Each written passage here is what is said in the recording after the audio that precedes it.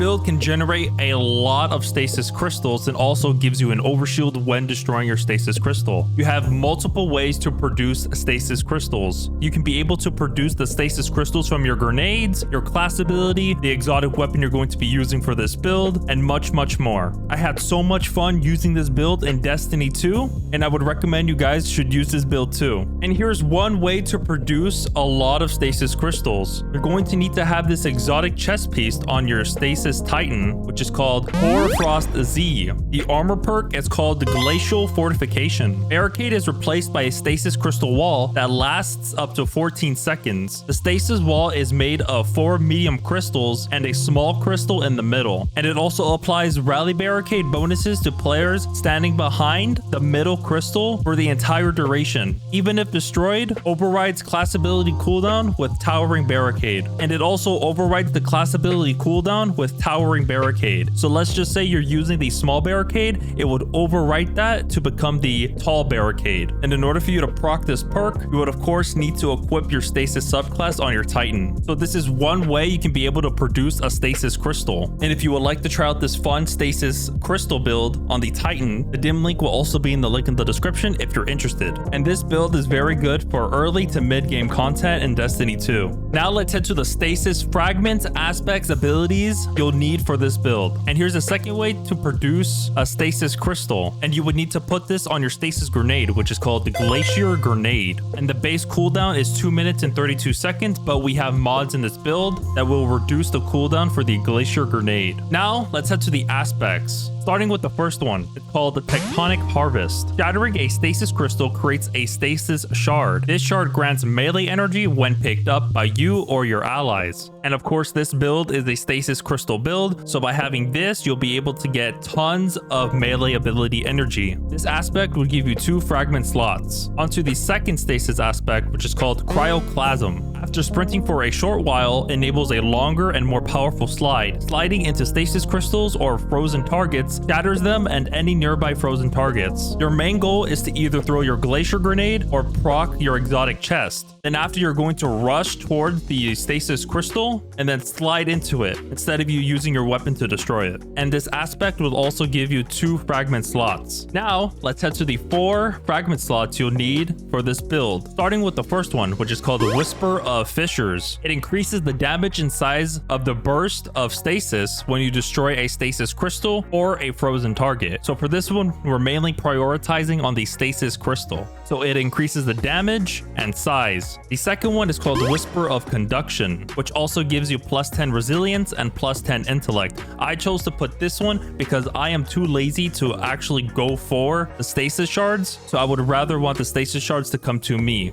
On the third stasis fragment, it's called the Whisper of Rhyme. Collecting a stasis shard grants a small amount of overshield, which falls off after 10 seconds. Collecting additional shards adds the overshield and refreshes the timer. And for this build, you can be a massive tank when dealing with adds, because you won't be needing to worry about health because the stasis shards would also give you overshield. For the last stasis fragment, it's called Whisper of Shards. Shattering a stasis crystal temporarily boosts your grenade recharge rate. Shattering additional stasis crystals increases the duration of this benefit, and it would also give you +10 resilience. So again, in this build, you're most likely going to be shattering your stasis crystals. So whenever you do, you'll be provided with a boost of grenade recharge rate. There are currently 3 ways to get stasis crystals. The first one is from your exotic chest, the second one is from your stasis grenade, and the third one is for your super ability, which is called the Glacial Quake. And here is another way to get stasis crystals. You're going to need to use this exotic bow called the Vergilus Curve. I chose to use this bow because this one also gives you stasis crystals, in which case we need for this build to have as much overshield and grenade recharge rate as possible. And here's how you can be able to summon stasis crystals from this bow. The intrinsic trait is called Hail Barrage. Final blows with this weapon grants stasis arrows. Your next hipfire shot will fire all of them in a single volley. And the weapon perk for this bow is called Hail Storm. Stasis arrows freeze targets on contact and create stasis crystals when affecting the environment. And the catalyst for this bow makes this even 10 times better. And here's what it provides if you have the catalyst on. Freezing a target grants this weapon faster draw speed for a short period of time. time. So whenever you get kills with this bow, it would grant you stasis arrows, and whenever you get a hip fire shot, it would release stasis crystals. So this is the main weapon you're going to be using for this build. But for the other two weapons, it's mostly preference. And the next weapon is on the energy weapon slot, and it's called the Forbearance. I chose to put this wave frame grenade launcher because of ad clear, and this build is mostly good for that. But you can choose any other weapon you would like for the energy weapon slot. And if you're curious to know what perks you would need for the Forbearance, you would need to go for Ambitious Assassin and Chain Reaction, which makes this grenade launcher very good for ad clear as well. And now let's head to the power weapon. For this power weapon, I wanted to have another stasis weapon to give us orbs of power when getting rapid final blows. And this stasis grenade launcher, it's called the Typhon GL5. Perks you would want to go for are Demolitionist and Explosive Light, because with Demolitionist, it would give you grenade energy, and also whenever you activate your grenade, reloads the magazine from reserves. But I just want to let you guys know again, the energy and the power weapon are mainly preference, so you can choose any other weapon you would like. Now let's head to the armor mods. Starting with the helmet, you are first going to be needing to put hands on because you're going to be producing a lot of stasis shards, which grants you a lot of melee energy. So by having this, you would gain bonus super energy on melee kills. And you remember how I said about the power weapon about getting rapid kills with your stasis weapons, which grants you an orb of power? This mod does that, and it's called Harmonic Siphon. Rapid stasis weapon final blows creates an orb of power. Whenever you use your class ability, you're going to be reducing your super cooldown, but you will need to have this mod on your helmet, which is called the Dynamo. Reduces super cooldown when using your class ability near targets. Now let's head to the gauntlets. This mod can give you even more melee ability energy, and it's called Melee Kickstart. When your melee energy is fully expended, you gain melee energy, and also your armor charge is consumed and you gain additional melee energy for each stack. The next mod is Focusing Strike. Grants class ability energy when you cause damage with a melee attack, and this is also very good because it also, of course, gives you class ability energy, and you're mostly going to be using your melee for this build, so that is going to be very good as well. And this other one will provide you an orb of power when you get a powered melee final blow, and it's called Heavy Handed. Now let's head to the chest. So for the chest mods, you're going to be using Charged Up. Increases the maximum number of stacks of armor charge you can carry by 1. I chose to put this mod because the more armor charges you have, you're going to get even more melee energy because of Melee Kickstart. And for the other two armor mods, they're basically resist mods. So for the ones that I put are Solar and Void. And again, these resist mods vary on what activity you're playing, so you can change it as you please. Now let's head to the leg armor.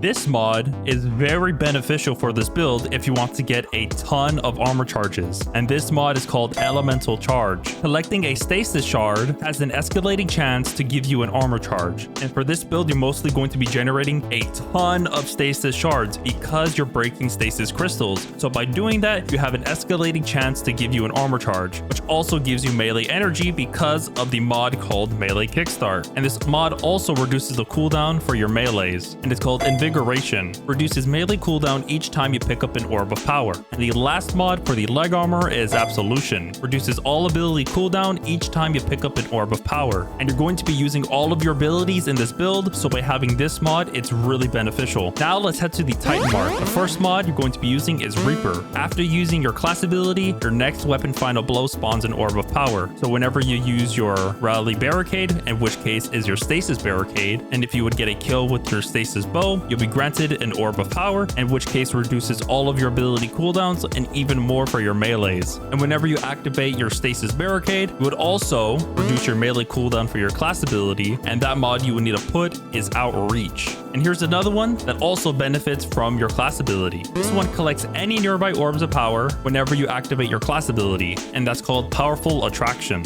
And I also did make a build of this a while back, but I just wanted to make an updated version of this build because I know that when Lightfall came out, all of the mods were revamped into new stuff. So I just wanted to make an updated version of this build. And if you made it this far into the video, be sure to put Behemoth in the comment section. If you're interested in needing more help in Destiny 2 PvE, be sure to follow me on Kick. It is kick.com/superapt4. If you guys enjoyed the video, be sure to hit that like button and also subscribe. I do appreciate it, and I hope to see you guys in the next Destiny 2 video.